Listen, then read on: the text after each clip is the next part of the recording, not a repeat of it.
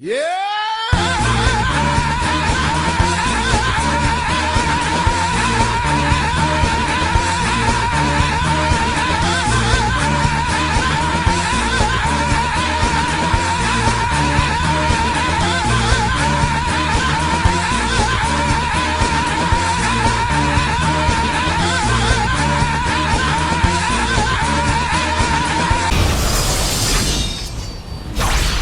Hey guys, what's up? This is Insanity, got a gameplay of Black Ops Cold War on PC. Finally, 2 years since the game released, I have obtained Dark Matter Ultra, despite previously saying that I would not go for it originally. Why did I change of heart? There's a couple of reasons, actually. First, I was tempted one time by one of those unlock tools I've seen online to instantly access everything. Of course, I stopped because I wasn't sure how those work, nor do I want my account to get sent to a shadow realm for unauthorized tampering. Secondly, the whole DM Ultra versus Dark Ether debate is not as black and white as I thought previously. Dark Ether still is more colorful and visually appealing compared to DM Ultra, but there are actually some guns where the overall coverage of the gun with Dark Ether camo equipped is not as good as with the Dark Matter Ultra equipped. The SPAS 12 is one of those guns. Dark Ether actually covers less of it compared to DM Ultra. Most of the guns still share the same coverage of either DM Ultra or Dark Ether equipped. After seeing a difference in coverage on a SPAS 12, I had to reevaluate my one-sided thoughts towards DM Ultra. Third, Dark Ether being more visually impressive doesn't change the fact that it's arguably easier to get compared to DM Ultra, since as a zombies camo, you have greater control of how you can grind for it, compared to online multiplayer where you can't control real human behavior. This gives DM Ultra more prestige and makes unlocking it a potentially more satisfying grind, even if engagement-oriented matchmaking makes grinding for DM Ultra a pain, compared to Dark Ether simply being a super tedious grind with the controlled environment of zombies.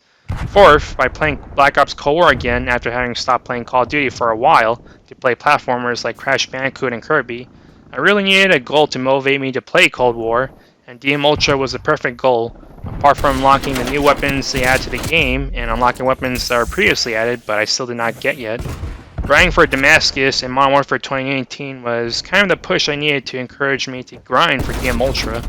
Sure, I grinded Dark Matter back in Black Ops 3, but doing a Mastery Camo grind again in Modern Warfare was proof that I can do it once more. Making things easier on me was the fact that I was already getting close to gold on some weapons, and diamond on some classes.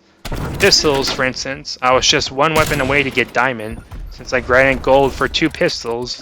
On assault rifles, I only had the AK-47 gold, but at least 3 ARs had a decent amount of completion towards gold, so I just needed a 4th AR to round the set. I already had diamond sniper rifles, which was a cakewalk in the sense that I've been using them practically 90% of the time since Cold War's launch over other primary weapons, so 8 more weapon classes to diamond was just a longer road to go. Overall, in less than 2 months of grinding, I was able to eventually obtain DM Ultra just due to the fact that I was already making a reasonable amount of progress on non-sniper rifle weapon classes, making the grind seem feasible despite how time-consuming it is. One thing that caught me off guard was the fact that I actually needed to complete the launchers for DM Ultra, which was kind of strange in hindsight of me being able to attain Dark Ether skipping the launchers entirely. I have no doubt that was a bug, since melee and special weapon is supposed to be considered a one weapon class towards the Mastery Camo, but for my Dark Ether grind it counted as 2 weapon classes instead. Naturally, as I could not skip doing the launchers this time for DM Ultra, the grind was very painful. Round streaks are limited to the RCXD and Sentry Turret, and those are very rare to get, which is very hard for the one challenge that is not very easy to complete compared to the other stuff. At least for the RPG. The Sigma has a lock-on function, so that made things very easy, but the RPG? Ugh. No ground streaks. Air streaks are hard to get with it. Yeah, that's not fun at all. Luckily, some people still play combined arms to an extent, so that's where I ended up getting a majority of my ground-based launcher destructions. Modern Warfare had the decency of bizarrely making some aerial-based streaks double as ground streaks / vehicles, which include the portable radar, the counter UAV, and a VTOL, so that helped a lot. For Cold War, the RPG does not have such a luxury. I was lucky enough, though, to shoot down spy planes on occasion to help towards the air streaks and 3 streaks in a single game challenges, and doubly helpful if there are care packages being called in. I never once shot down UAVs in Modern Warfare with an RPG, so I was pretty happy to be able to do so a few times in Cold War. The rapid double kills and 2 kill streaks with both the Sigma and RPG were just as painful to deal with. Hardcore modes can only do so much, especially with the abundance of flak jacket users. My best bet was hardcore face-off on Game Show, going around meleeing people for those challenges. Just as painful to complete was a combat knife, since that was the only melee weapon I had with any sort of progress towards gold. Executions were the most painful thing to get on it.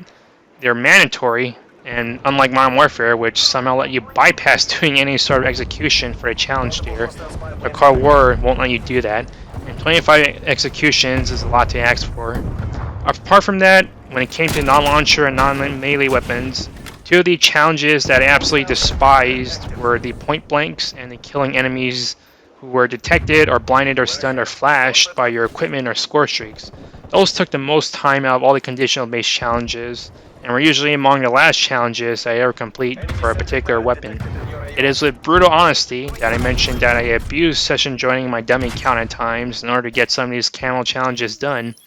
Otherwise, I regularly played Hardcore Face-Off and Hardcore Nuketown to complete a lot of the camel challenges.